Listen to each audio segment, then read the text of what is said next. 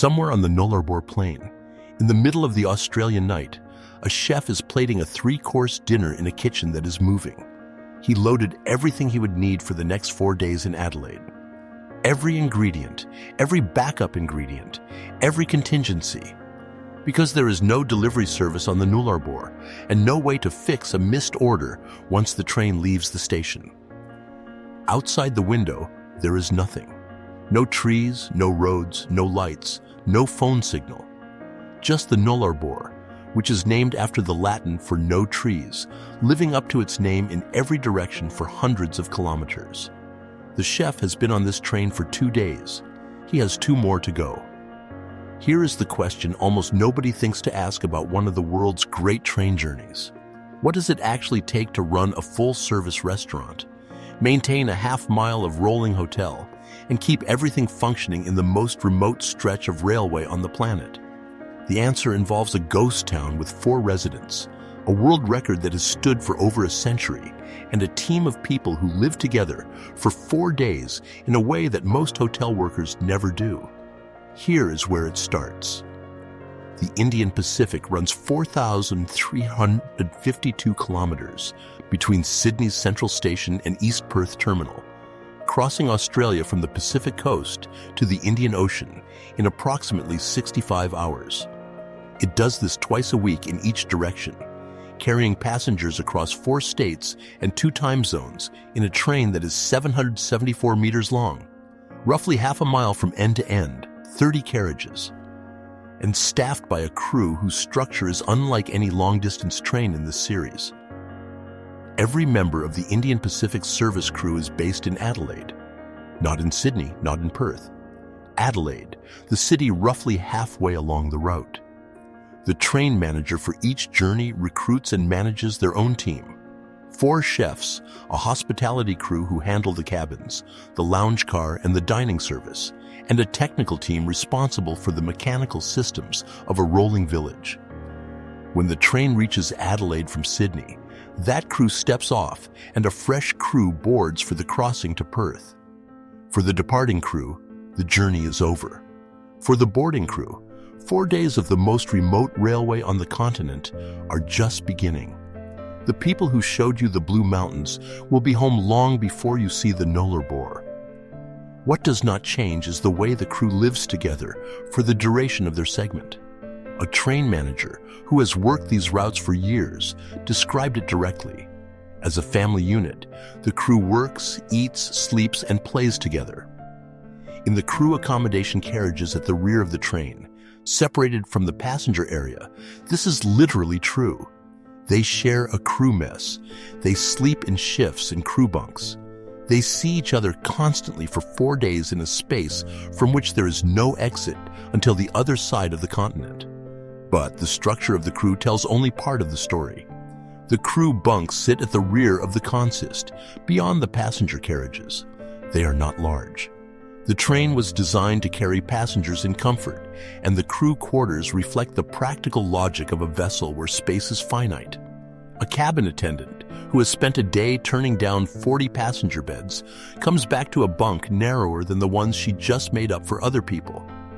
Most crew who do this run regularly bring earplugs, not for the normal rail noise which the body adapts to quickly, but for the Nullarbor section specifically.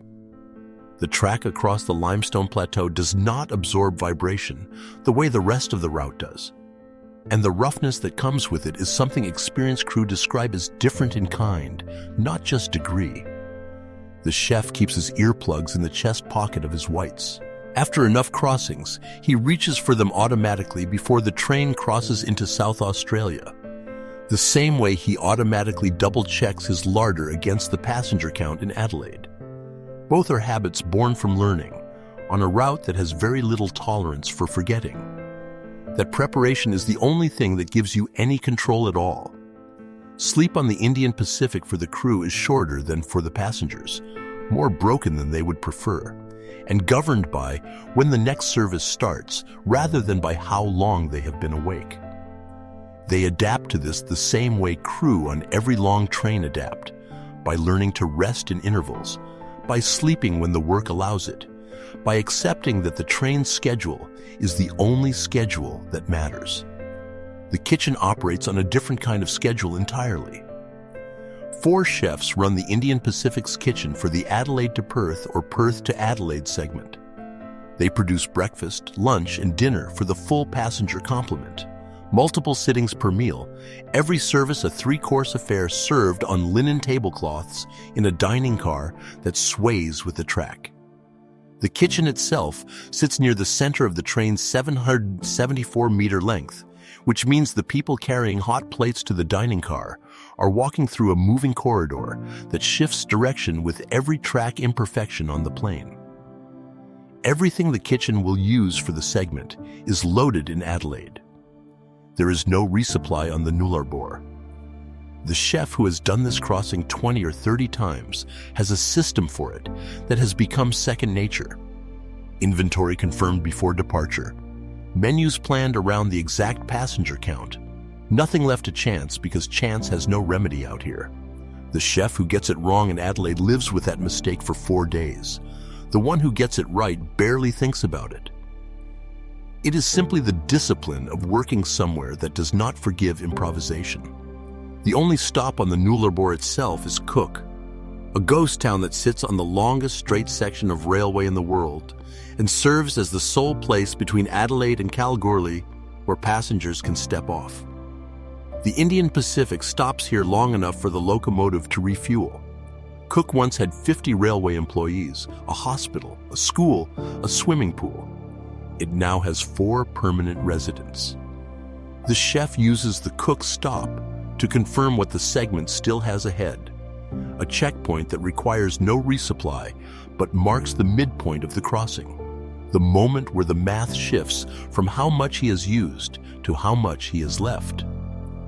The Nullarbor Plain contains, by Guinness World Record, the longest completely straight section of railway track on Earth, 478 kilometers, 297 miles, without a single curve, from Narina in Western Australia to Uldea in South Australia. 2 construction teams built it between 1912 and 1917, working toward each other from opposite ends of the plain, with no landmarks to navigate by and no natural features to deviate around. The plateau offered nothing but its own flatness, which turned out to be exactly what a straight railway needed. In 1 year alone, 712 kilometers of track were laid. 4 kilometers in a single day, an Australian record. The 2 teams met at Uldea. The track between them has not curved since. For a passenger, the 478-kilometer straight produces a specific experience that builds gradually over hours. The train stops turning. For the first hour, this feels unremarkable. By the second hour, the absence of curves begins to register as something unusual.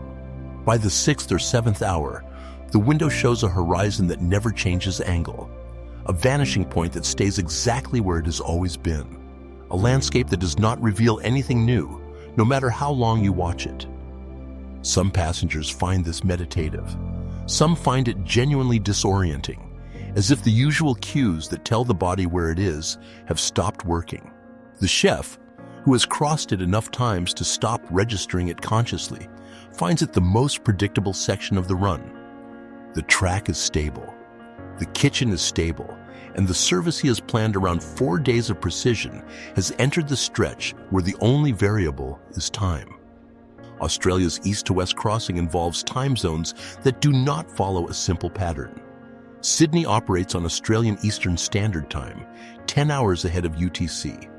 Perth is 2 hours behind that. Adelaide sits at 9.5 hours. An offset unique in the world, where a state chose a half-hour increment rather than a line with either neighbor. The Indian Pacific crosses all 3, adjusting its schedule twice and leaving crew and passengers in the same mild disorientation that comes from a journey where the clock changes by amounts that do not correspond to how far the sun has moved. The chef resets his watch in Adelaide when he boards, resets it again crossing into Western Australia, and does not think about it further. The kitchen timer is the only clock that matters when service is running. Quirk sits at roughly the midpoint of the straight. The town was established in 1917 when the railway opened and named after Prime Minister Joseph Cook. At its peak, it had a general store, golf course, hospital, primary school, swimming pool, and over 50 railway employees. When the railway was privatized in 1997 and diesel locomotives made remote service towns unnecessary, the population began to leave. Today, 4 people live there. The Indian Pacific stops anyway, because on a section where the alternative is no stop at all for over 1,000 kilometers, Cook is the only option that exists. Australia's east to west crossing involves time zones that do not follow a simple pattern. Sydney operates on Australian Eastern Standard Time, 10 hours ahead of UTC. Perth is 2 hours behind that. Adelaide sits halfway at 9.5 hours. An offset that reflects a historical compromise unique in the world, where a state chose a half-hour increment rather than a line with either neighbor. The Indian Pacific crosses all 3, adjusting its schedule twice and leaving crew and passengers in the same mild disorientation that comes from a journey where the clock changes by amounts that do not correspond to how far the sun has moved. What does not adjust is the mobile signal. For large stretches of the Nullarbor, the Indian Pacific runs without connectivity. No phone calls, no internet, no ability to check in or call ahead. The crew operates on the train's own radio system for internal communication. For genuine emergencies, Cook maintains basic medical facilities specifically because it is the only place on the Nullarbor that could receive an emergency stop. Beyond that, the train is self-contained, its own power, its own water, its own people making decisions with what they have. The chef makes those decisions from the kitchen. If something breaks on the Nullarbor, there is no delivery. If a system fails, the technical crew fixes it with what they boarded in Adelaide. The isolation that passengers experience as scenery, the crew experiences as the actual conditions of their work. This is the 3rd train in this series. The California Zephyr runs 51 hours between Chicago and San Francisco, with a sleeping car attendant whose 4 hours of guaranteed rest per night are written into a union contract because nobody else was going to write them in. The Trans-Siberian runs 147 hours between Moscow and Vladivostok, with a Provodnitsa who keeps a samovar of boiling water running through 8 time zones and a clock that never quite agrees with the world outside. The Indian Pacific runs 65 hours between Sydney and Perth, with a crew who boards fresh in Adelaide and lives together as a working unit for the days it takes to cross a continent that has very little to say for itself between the start of the Nullarbor and the end of it. Each train is unusual for a different reason. The Zephyr is unusual because of what the law does and does not protect. The Trans-Siberian is unusual because of scale, 6 days, 8 time zones, and the particular disorientation of a Moscow clock in Siberian darkness. The Indian Pacific is unusual because of what it crosses. The Nullarbor does not produce drama. It produces absence. No trees, no roads, no towns, no signal, no curves in the track for 478 kilometers.